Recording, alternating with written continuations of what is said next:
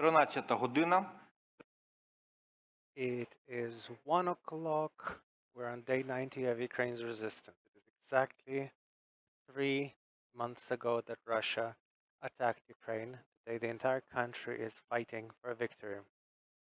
Victory is not possible without economy. So today, we'll be talking about economics with Tymofii Mylovanov, president of the Kyiv School of Economics, former Minister for the Development and Economics, advisor to the Office of the President of Ukraine. Pana Tymofieju, hello. Hello. I will start with the most relevant questions, the currency rates, exchange rates. What do the most recent decisions mean that the course has been let go or not let go? What are the rates that the citizens can contend with? Because very often for citizens, it is the currency rates that are often an indicator of the development of the economics. It's true, the rates are one of the indicators of the development of the economy, and if the rates fluctuate for people, this means that the prices change, or some other macroeconomic indices change, or some other problems that might happen if the rates shoot up. The rates have changed because in the currency markets, it was allowed to have a different rate than the National Bank of Ukraine. The National Bank of Ukraine rates remain at the level of 29.25 per dollar. And what this means that if you buy critical import, so if it's a company and you buy critical import goods in hryvnia, you buy it according to the rates of the national bank. This means, by the way, that the inflation and the price hikes in necessities, military products, medical products will not be affected by the currency rates that you see in the streets. So the standard channel that people are afraid of, that the higher rates mean higher prices, doesn't work this time, because the critical imports will be imported according to the prices, according to the rates of the national bank, which remain unchanged. So what do these rates affect? They affect, if you want to buy dollars, or if you want to use these dollars to go to Europe or the United States, you use this currency, uh, and if this is not critical import, then yes, you will be buying currency at a different rate. So effectively, we have a double rate. We have the rate for the critically important goods, and for everything else. And so perhaps this is fair, or perhaps not. But in conditions of war, this is a step we had to take, because we really do need to buy the critically important products, goods and services at the lowest possible rate, so that the army can buy what they need at low rates. Now, I've seen a lot of discontent among the people who work in the IT sphere. For instance, if I'm being paid in dollars and I sell them according to the rates of the national bank, but then I want to pay for some goods in Europe, and then the bank will count it according to the cash rates, the street rates.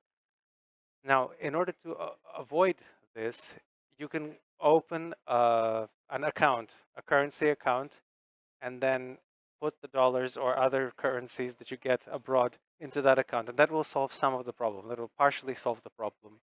For instance, for people who work in the IT industry, or other people who are paid in US dollars or other currencies. But again, this is down to the bank. Will your bank, does your bank have this practice? This, of course, doesn't solve the problem for the IDPs or refugees who still have hryvnia in Ukrainian banks, and so they're now using their cards to buy things in Europe. For them, yes, the rates are growing, the rates are increasing, and I think that in the nearest future, the national bank will try to address this issue. I see. You've said that the national bank will respond and do something to address this issue. How else might the work of the bank and the finance system change, and will it change? That's a very difficult question. The war is entering a protracted phase, and we're not just talking about combat. We're talking about, will the economy hold? Russia is trying to break us by blocking ports, and blocked ports will not let us export. Now, if our exports diminish, we get less into our economy, we get less influx into the economy. We don't sell as much. This, of course, puts undue stress on our economy and the European economy. Likewise, Russia is trying to put strain on the European economy by through energy, through for instance, for demanding that Europe pay in rubles. Meanwhile, Europe is trying to put an embargo, to impose an embargo, so to stop buying anything from Russia. So it's a kind of a bilateral economic war, kind of who blinks first. And this has to do with us. Our ports are blocked. We're at war. Our oil processing plants are being bombed and shelled. Our storage facilities are being bombed. Various investment projects that could finish. Investors are afraid of completing them because they're afraid of losing their investment projects if they build any new things, any new factories or even buildings. So this puts a strain on our economy, and in order to overcome this strain, we have to get support from the EU, from the United States, from Canada, from the entire world, from the G7 countries. And there is that enthusiasm, there is that desire to do it, but so far it has that kind of artificial, kind of ad hoc decisions, like $40 billion. That's a lot, but that's a one-time ad hoc decision in the Congress. Before that, there was like 10.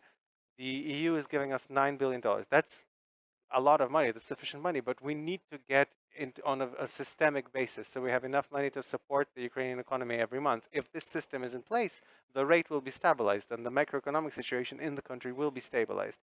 If this situation will not work, then through its military activities and aggression, Russia will continue placing this strain on the economy, and we'll have a macroeconomic crisis. I am sure that we're moving towards option one, with sufficient support. The reason I believe that is that $40 billion is a lot of money.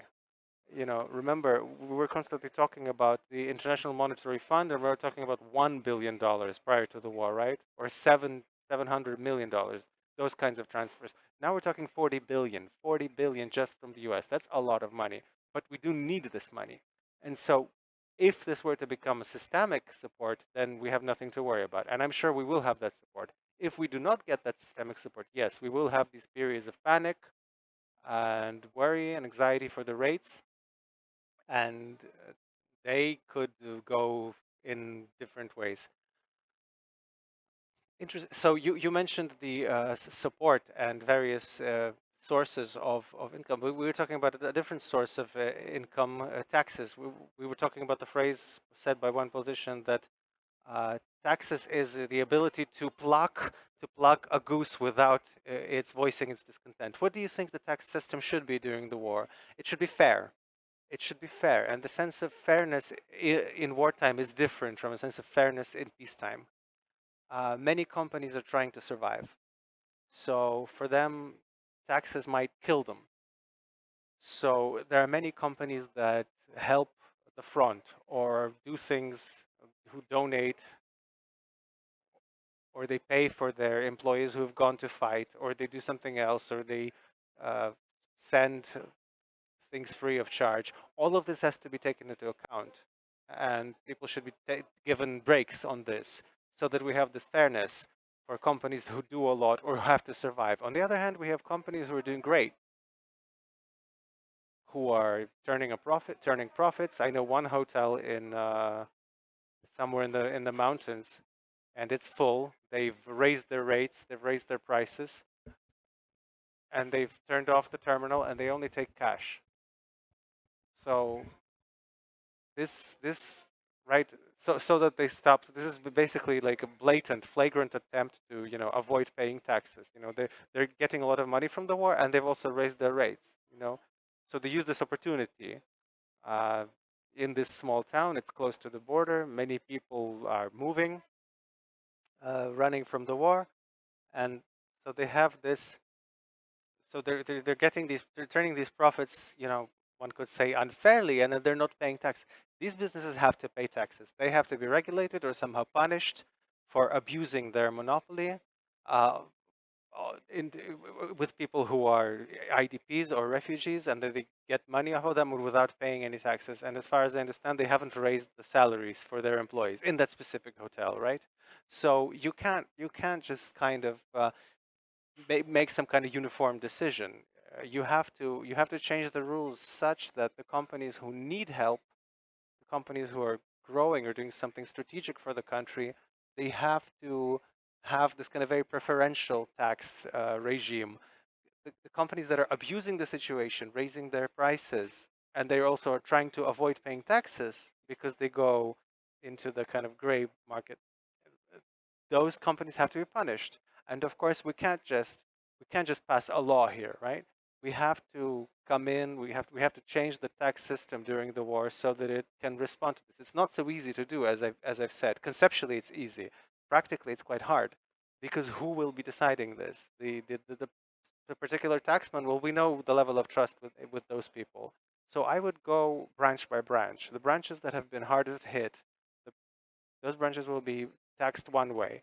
Those branches that are making money and look well, perhaps they need a different tax bracket. Understood.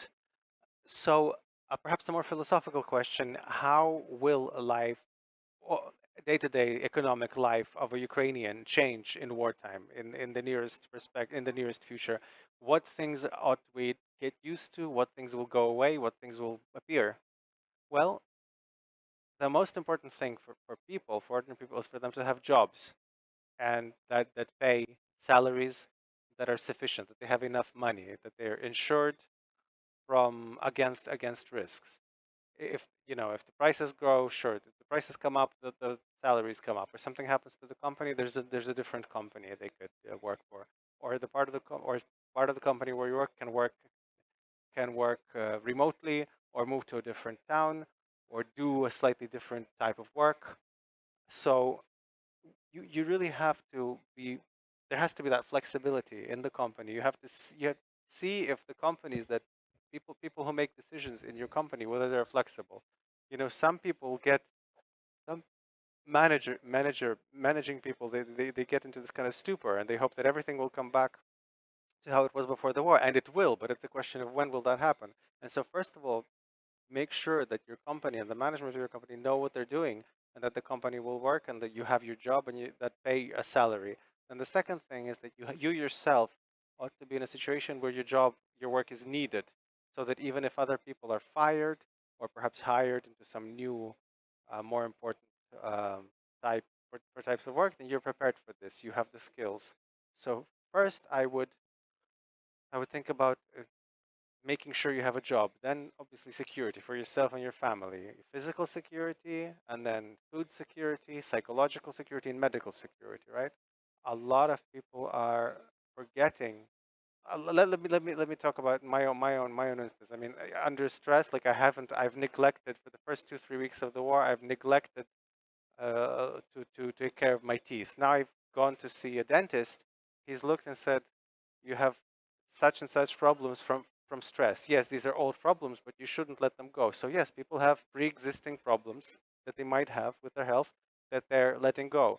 Don't let them go. You have to have that security. You have to have that physical security. You have to have that food security. You have to have something to eat, and then you have to have that psychological and medical security. Your life, the quality of your life depends on it, and it can prevent many problems in future, particularly psychological or medical ones. You have to keep track of that. Stay on top of that. As far as the economy more broadly, you have to learn to work in these wartime conditions, including with the army, with the state, because there are many needs and many possible orders. There's the funding, and you have to learn to do what the army needs, or the military civilian administrations, and get into these chains of profit chains. There are these opportunities for development. This way, you will create jobs and ensure your employees. And the final question, but important question: your project, Russia Will Pay, introduced by the Kyiv School of Economics. What are the news? What's the progress? And how is your work with the Ukrainian authorities and with international colleagues to count the money that Russia ought to pay and to ensure that Russia does pay in future. Thank you. This is a very important project at the Kyiv School of Economy. Russia will pay. Every week we refresh the direct losses that are documented. We describe them. We put a financial number on how much it will cost to restore them, and we also do an overall level of losses. Direct losses are about $100 billion, and indirect losses, like let's say loss of income or loss of materials.